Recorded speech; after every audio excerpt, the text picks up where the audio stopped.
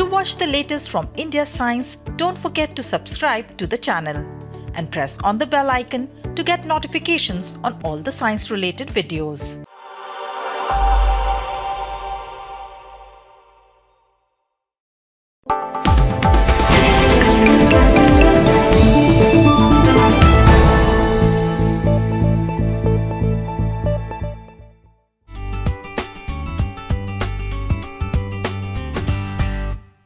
Hello and welcome. I'm Nidhi Kumar and we make an honest endeavor today to discuss efforts undertaken by the government and partners to alter the nutrition and health landscape of the country by discussing the celebrations and next steps announced on the World Food Day 2020.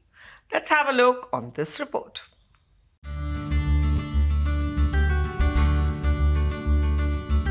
World Food Day is celebrated to mark the anniversary of the United Nations Food and Agriculture Organization that was established on October 16, 1945.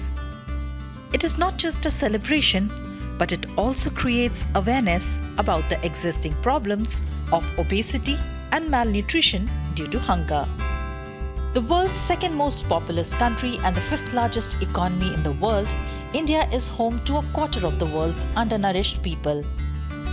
Fighting the COVID-19 pandemic, Government of India along with World Food Programme is taking many steps to tackle the situation. Under the chairmanship of Honorable Union Minister for Health and Family Welfare India, Dr. Harshvardhan, the Food Safety and Standards Authority of India celebrated the World Food Day 2020. The theme for 2020 World Food Day is Grow, Nourish, Sustain Together. Our actions are our future. On this occasion, FSSAI launched two challenges. One was the Eat Right Creativity Challenge for school students in two categories, that is poster making and photography competition. And the other was the Eat Smart City Challenge in partnership with Smart City Mission and the Food Foundation. It promotes environment of right food practices and habits in the smart cities of India. Various books were also launched by Ministry of Health and Family Welfare on World Food Day. A book called Do You Eat Right was launched that simplifies technical concepts on food and nutrition. Another book called The Orange Book was launched under the Eat Right Campus initiative to serve as a resource guide for implementing the mandatory food safety and hygiene requirements in campus canteens. FSSAI also launched a handbook, Daily Recommendations and Food Fortification, that will provide answers around food fortifications and average consumption of micronutrients in a regular diet. Apart from this, the Food Safety and Hygiene Guidelines was also issued for safe reopening of school canteens. It includes tips on personal and environmental hygiene. Due to the unprecedented challenges being faced on account of the pandemic, there has been a renewed focus on food, nutrition, health, immunity, and sustainability.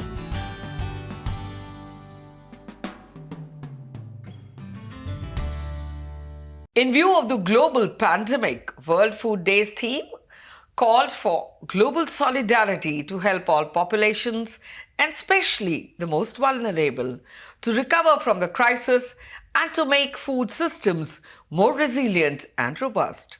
So today we will talk about food, nutrition and health. Joining me in the program with us today are Ms. Inoshi Sharma, Director SBCD and FFRC FSSAI, Ms. Inoshi Sharma, Director Social and Behavioral Change and Food Fortification Resource Center, is a civil servant and officer of the Indian Revenue Service. Her current assignment at FSSAI involves leading the Eat Right India initiative and extending support to scaling up fortification across the country. Namaste and welcome, ma'am. Joining me also today is the very eminent Dr. Bani Tambar Eri. Dr. Bani Tambar Eri has done her BSc Honours Home Science and MSc Food and Nutrition from the University of Delhi. She did her PhD in Nutrition from the Faculty of Science, University of Delhi, and she has joined the Institute of Home Economics, University of Delhi in 2004 as Assistant Professor in the Department of Food and Nutrition. Namaste and welcome, ma'am. So my first question to you, Enoshi ma'am, what does World Food Day hold importance, especially as far as FSSAI is concerned? Please explain. So FSSAI is the apex authority in the country which looks after food safety and hygiene and also ensuring wholesome food availability to all people. The World Food Day is, a recognition that how food is grown, how does it nourish us, and how can it ensure that it is sustained over a period of time so that future generations also get healthy food. And FSSAI is constantly endeavoring in creating this awareness among consumers, among the suppliers, which means the food businesses, as well as the citizens, about the importance of food safety, hygiene in the food chain, as well as eating healthy food, which nourishes us and also is good for the planet. That means it is sustainable. So this is what we are constantly working on. Now at a very micro level, it also means that we have standards in place according to which, food is created or it is produced. We have regulations, which means that food business operations or producers or the businesses, when they are working, make sure that they follow the regulations as per the FSS Act. And also whatever is being imported into the country, food items which are being imported also follow those standards. We have a vast network of labs which ensure that, the food is tested from time to time so that the quality assurance is there. And lastly, we are constantly working towards social behavioral change among people to opt for healthy food so that the food that they are eating nourishes their body and they can avoid NCDs or non-communicable diseases, which has been on the rise both among the urban and the rural population in the country. So these are the 4-5 areas where FSSAI has been working. And the World Food Day is therefore a recognition of this effort that we make and a celebration of what we are doing. Absolutely, and it's doing tremendous work. Bani ma'am, आपसे जानना चाहूँगी, how does expertise in the area of food nutrition get support from FSSAI? So, right. So, as Enoshi just mentioned that, India is, we are facing the double burden of malnutrition, as we call it, where we have undernutrition on one side and we have overnutrition on the other side. And in between, there is a lot of micronutrient malnutrition, which is happening. The Heart of the Eat Right India campaign is to provide safe, wholesome, nutritious meals to each and every individual in the population. So what FSSAI has done is that it has provided us a single platform where organizations which have experts from the area of nutrition, dietetics, food analysts, public health experts, doctors, and even chefs, we have all sort of combined and converged at one point. So say, for example, if I am talking about consuming less trans fat in the diet, and I'm trying to tell this message in various platforms in various ways, so I'm connected. So these experts are sort of connected to a huge number of other populations. So doctors have their patients, dietitians have their patients, professors have students to go on to, chefs have their consumers, food industry people have their customers. So the idea is to percolate this message in simple way to the entire population so that they become aware. So it is the customer or the consumer who wants and demands healthy food. We are no longer working in silos. We are converging all our expertise at one platform so that we all benefit out of it. So before we go on to the other question, my question to both of you would be, I'll start with you, Enoshi ma'am. As the pandemic rolls out, what I have seen is, when you had the 1990s, you had this breakfast revolution where our tables were cluttered with oats, pumpkin, cornflakes, all of that, and then come Wuhan virus, and you're looking in your shelves for neem, haldi, and all these things. So how do you make that a part of the eating habit? Because people are not really eating outside. Again, they've started, but for a very short while, as we have another variant in place as we talk. So actually, the COVID-19 did, help. In a very different sort of a way. This awareness among people about immunity, about health, eating right, nutritious food, something which we were trying to, encourage people to do, but it became something that, people wanted to do. So all the things that you've talked about, neem, haldi, or any of our traditional spices. Amla, anything. Exactly. This is what we've been trying to tell people. Eat local, eat seasonal, eat nutritious food, a balanced diet. Don't run after fads. Don't run after a particular diet. Eat everything moderately, listen to your body, eat mindfully. Now, the pandemic is something you have no control over it.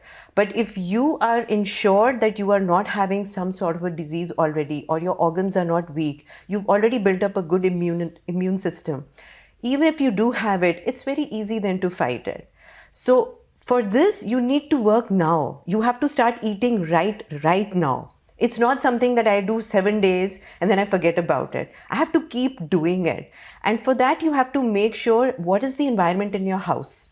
What kind of food things are you bringing in your house? What are you giving to your children? What are you eating yourself? Similarly, when you're going out with friends, are you eating food just because it's like the in thing or it's fashionable? And it's not fashionable to have your dal, roti, chawal, but it's more fashionable to have some sort of food which is high in salt, fat, and sugar. So we just need to be aware of that. So I think the COVID-19 has brought about that shift among people in India. Absolutely. Would you like to add something? Yeah, definitely. So what is being said is absolutely true, that people who have had a robust immune status, they will contract the disease less. 2, if they have contracted, it will have lesser repercussions, complications will be less, recovery will be faster. But also I would like to add that, immunity cannot be built in a single day. So what I've heard of people is consuming loads and loads of amla, loads and loads of haldi. So, it's not just that I have consumed 4 oranges today and my vitamin C status is improved and tomorrow I have a good immune status. So there's no magic wand around it. You have to really work on your immunity. But yes, COVID has taught us that our traditional wisdom is really nice. We need to get back to that traditional wisdom. So our masala box can work wonders for us. So these traditional herbs which we have gotten back to, we have realized the importance of these traditional herbs and food spices. So they have helped us in bringing forth our, the fact that we need to be strong from inside. Also, I would like to add is that, we shouldn't be going in for synthetic micronutrients which are available, which people are literally going into now, because they may not be, in the right proportions, that you just can't consume, say, vitamin B or vitamin C or vitamin A.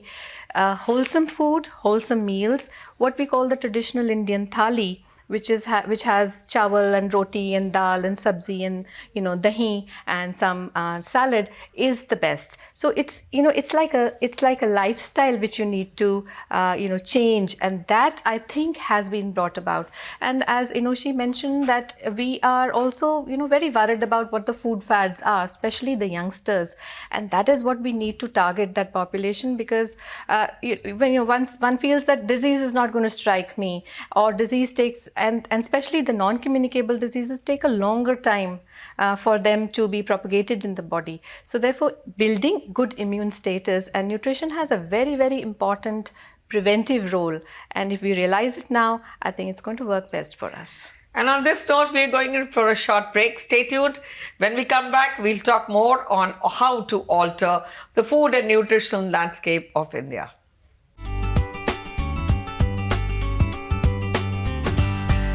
विज्ञान तथा प्रौद्योगिकी के प्रति लोगों की रुचि जगाने के उद्देश्य से साल 2019 में इंडिया साइंस चैनल की शुरुआत की गई।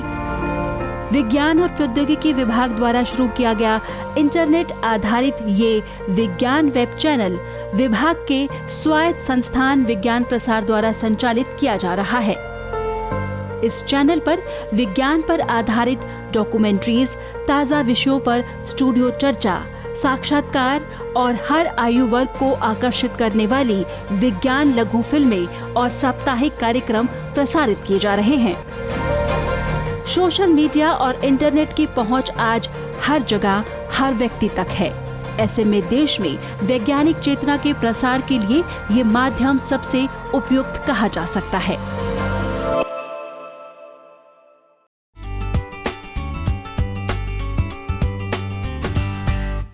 Welcome back. You're watching India Science, and we're talking about food and nutrition and how it impacts all of us, especially during the pandemic days. So, Inoshi ma'am, I want to ask you, what is the Eat Right movement by FSSAI? If you could elaborate on that. The Eat Right India movement by FSSAI is just like the word says, how can India eat right? And what is really amazing is that it is not simply the verb of eating right, but it is actually based on 3 pillars. Eat safe, which means food which is not safe is not food. So you maintain safety and hygiene across the food chain. The second thing is you eat food which is healthy, which means you eat local, seasonal, a balanced, nutritious diet, a diet which is low on salt, fat and sugar, or eliminates trans fat. You eat fortified staples, and generally you make sure that you've built up a good immune system.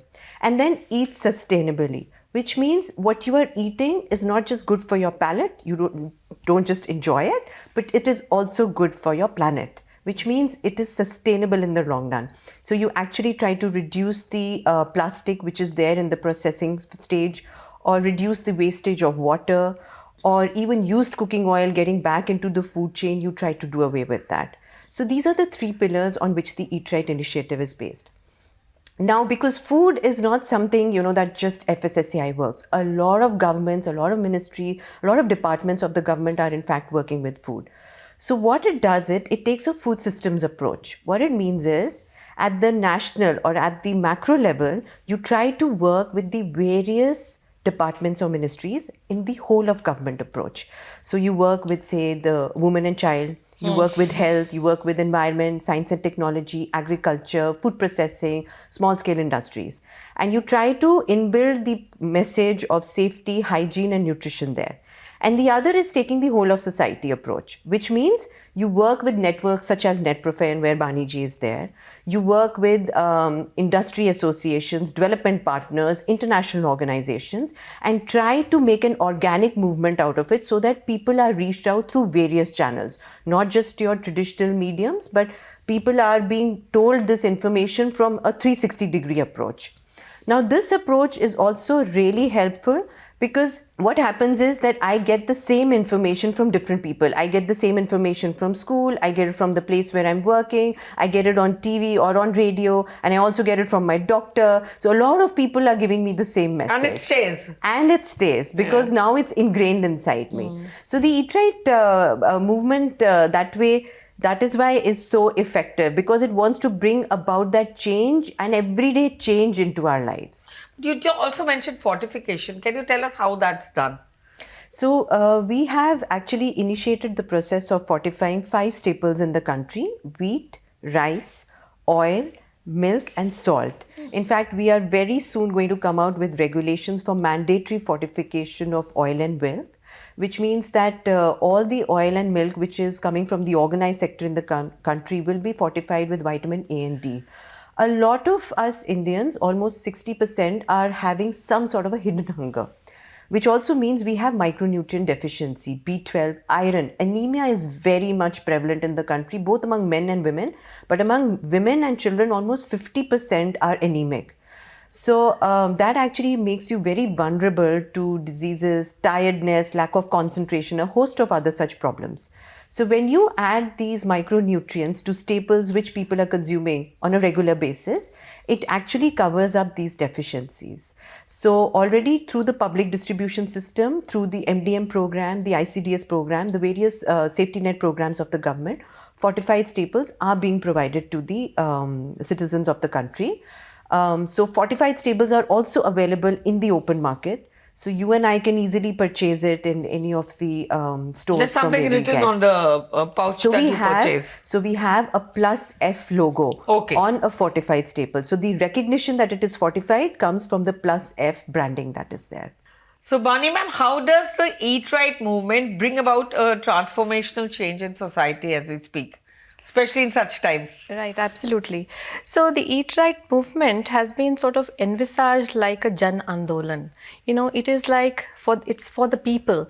It's for us to figure out what we need for ourselves. So we in the Eat Right India campaign, all our professionals are working towards empowering, bringing about awareness in individuals so they start figuring out what is good for me. You don't have to be told every time that eat this or eat that, and people sort of rebel on that. If I know what is good for myself, and if I'm being told about this repeatedly in simple short messages which are doable, I'm going to act on that. For example, if you look at sort of reading the labels, how many of us are we pick up something, we hardly read the label. The maximum we do is read the price or the expiry date. But are we aware that there is so much more information available on that label, and I can figure it out myself whether this food is good for me or not? For example, if I'm supposed to be restricting my salt content, it's there in the label how much sodium this package has. In fact, it's very clearly mentioned. Or if I can even figure out whether some food processing industry is claiming something that these are high in so and so nutrient or low in fat. But if the label says it is high in fat, and I'm able to figure out that this is not good for me, and I'm not going to buy that product. So it's just information which is being provided from various quarters to reach out to members of the society. It could be students, it could be customers, it could be consumers or patients on a daily basis, and they are able to make this informed choice of consumption of food which is going to help them build up their immune status. And you mentioned about the current times, the pandemic times. Here, all the more important for us to figure out that how is diet going to help me in overcoming this situation. So the professionals who are working together in the NetProfan, they are all working together to bring about this wholesomeness in food and this consumption.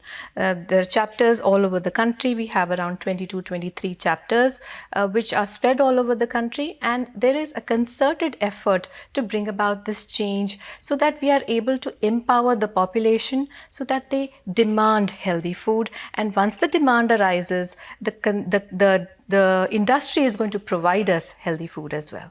Absolutely. Wonderful way to put it. Ma'am, I want to ask you now, what about the Eat Right Challenge that was launched sometime last August among the districts? How do you get this going at the grassroots level, say village, districts and all of that? It's important to spread the message, right? So in fact, once the initiative had been started, the Eat Right India the challenge we primarily launched was because we thought that one of the ways we can scale it up is when we create this buzz among our government officials at the grassroots level of who does the maximum. One, it creates excitement among people who are working, particularly because of COVID. There was a lot of uncertainty. A lot of people were doing extra work also, and generally to keep the morale high, and obviously to provide people at the grassroots level proper information. We thought that this challenge would be a very good opportunity to do this. So this challenge was actually open to all the districts and the major cities in the country. They had to register themselves with us, and there are 5 sections all related to regulation, enforcement, scaling up the Eat Right initiatives, and then bringing about social behavioral change. And then we have about 185 cities and districts which have finally registered, and they are all having regular webinars with us in which they share what all programs they've taken up. So there's a lot of excitement. What's amazing is that we've got districts from all across the country. We've got Ladakh till the south, from west in Gujarat to the northeast. They're all participating, and they've all brought about such amazing innovative activities to bring about change at the grassroots level. Things that we cannot always think about sitting here in Delhi, but it's amazing to see the kind of creativity, the kind of innovation that we've got in this country, where we do have challenges of resources, and how people can actually use what is available to scale up things. So it's been a great learning experience for us. Wonderful. I'll ask you for some examples later. But for now, we're going in for another break. Stay tuned. When we come back, we'll talk more about the Eat Right Challenge.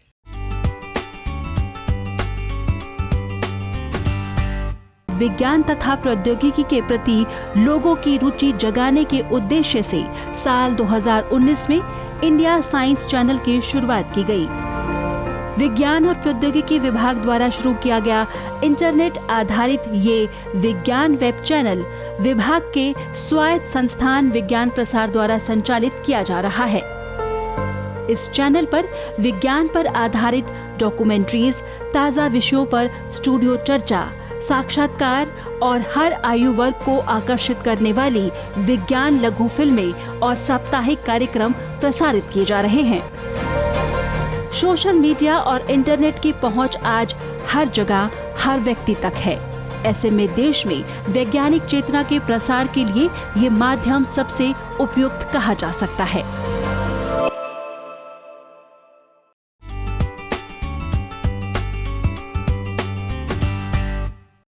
Welcome back, and you're watching India Science, and we're talking about the food and nutritional landscape of India. So, Enoshi ma'am, here I want to ask you that FSSAI very recently launched the lovely creativity challenge on food.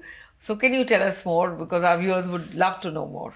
So, on the occasion of World Food Day on 16th October, the Honorable Health Minister launched the Eat Right Creativity Challenge for our school students. So primarily we thought, since the lockdown is all and all students are at home, how can we in an innovative way make sure that, you know, students in a very creative way can get to know about eating safe food which is prepared in a hygienic condition, and also eating nutritious food, so that they are away from, you know, all the processed food which sitting at home you are tempted to have. So the Creativity Challenge primarily has two challenges. One is a poster making. The poster making is about eating right. What do you think is an eat right food, or, you know, how do you think you can eat right?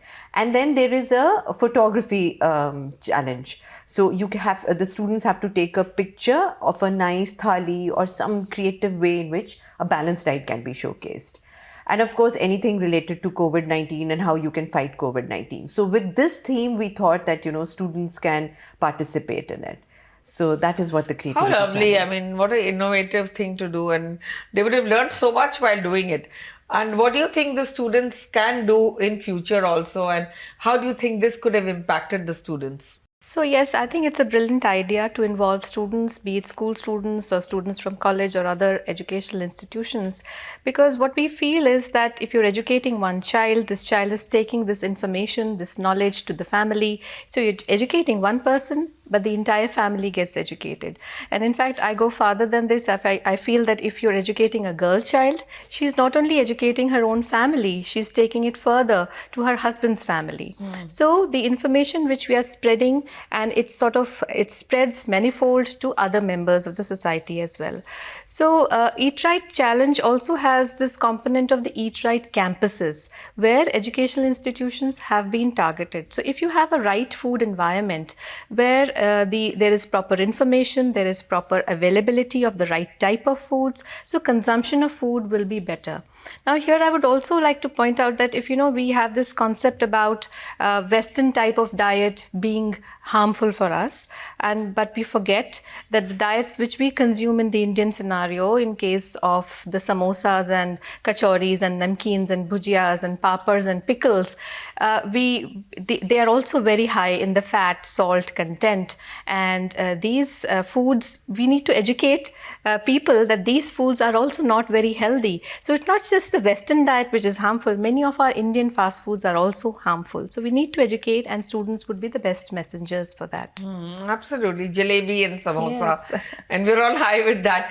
Enoshi ma'am, tell us about the Orange Book Challenge. So the Orange Book has recently been launched by FSSAI as part of the Eat Right Campus initiative of the Eat Right India movement. So the Eat Right Campus is a concept where any workplace, any tea estate, jail, hospital, a university, or any large institution can become an Eat Right campus. basically you create an environment where students, if they are going to the university, or employees, if they are working, for example, if I go to a big corporate office or even a government office or even a tea estate, or inmates who are there in the jails or patients who are there in the hospitals, the food which is being provided to them, is it being prepared in a safe and a hygienic condition? Second, does it meet their nutritional requirements? And third, is the environment conducive there so that they can adopt healthy eating habits over a long period of time? Because of the kind of work culture that we have, the stress levels that rise during deadlines or during exams, or some work pressure is there, endless rounds of foods which are high in salt, fat and sugar may come across. And how can you avoid that and maybe supplement it with more healthy and nutritious food? So this kind of information is being provided in the Orange Book. The first section is for the administrators of these campuses and how they can incorporate small messages through posters at washing areas or behind the washrooms or in the kitchen area or in the cafeteria or the mess area.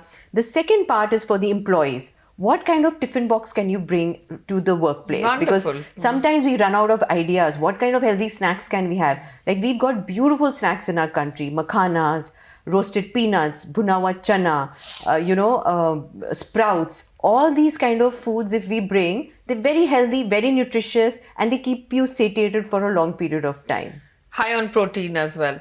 Ma'am, what would be your message to people? How do they improve their nutritional diet, and how do they scale all this up? That is to eat right. So you see, eating right is not so complex. It's rather simple. We follow our traditional diets, we will be perfectly fine. The fact that you are consuming foods which are seasonal, which are local, minimal processing, and I would say not all processing is bad. For example, pasteurization is processing and it's making the milk more nutritious and healthy. So minimal processing is what we need to go in for. Plus, the change in our habits. Certain small changes in our habits may help in improving the nutrition. For example, if a person is consuming, say, tea or coffee after meals, it may bind with the iron content of the meal, and they may suffer from iron deficiency, anemia. On the other hand, if this person is consuming nimbu pani or even hari chutney, which is rich in vitamin C, is converting the iron in a form which makes it more absorbable, and that may go to a large extent in solving this problem. So it is just these small things which we need to modify in our daily life. And the other thing which is very important for us, and for all our younger generation at least, is physical activity, routine physical activity. So food, yes, we need to balance it out. And I would say, be a mindful eater, follow the middle path, don't go in excess. But food also gives us a lot of pleasure, so we just can't simply say ki ye khana chhod do. So yes, follow the middle path, have an active lifestyle, be stress free, have some form of hobbies, and that's going to help us in achieving an overall health and well-being of our future generations. I don't think really one episode on this is enough. We'll have to have far too many to bring home the message. But I would like to thank you both for joining us today. Thank you so much for this wonderful conversation. And to all our viewers, we are at the forefront of bringing in social and behavioral change. There is a huge amount of work that is happening in the area of food safety and nutrition, and it will truly transform the food safety and nutritional landscape of India. Let us work together to make India truly happy and healthy. And on that note, many thanks for watching. Namaskar.